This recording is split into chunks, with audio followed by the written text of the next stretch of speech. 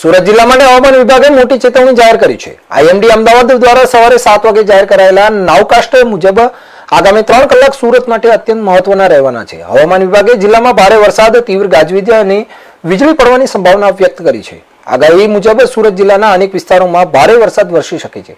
આ સાથે જે 62 થી 87 કિલોમીટર પ્રતિ કલાકની ઝડપે પવન ફૂંકાવાની શક્યતા પણ દર્શાવવામાં આવી છે. ભારે વરસાદને કારણે નીચાણવાળા વિસ્તારોમાં પાણી ભરાવાની સ્થિતિ સર્જાઈ શકે છે. જિલ્લા ઇમરજન્સી ઓપરેશન સેન્ટર એટલે કે ડીઈઓસી દ્વારા તમામ સંબંધિત વિભાગોને એલર્ટ રહેવા સૂચના આપવામાં આવી છે. કોઈપણ પ્રકારની ઇમરજન્સીની સ્થિતિમાં તાત્કાલિક કાર્યવાહી કરવા અને માહિતી પહોંચાડવા માટે આદેશ પણ અપાયા છે. ત્યારે તંત્ર દ્વારા નાગરિકોને ખાસ સાવચેત રહેવાની અપીલ કરવામાં આવી છે.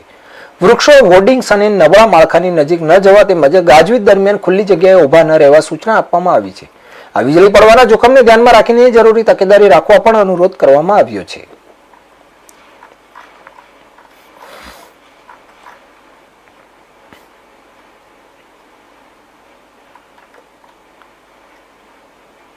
અમરેલીમાં બ્રોડગેજ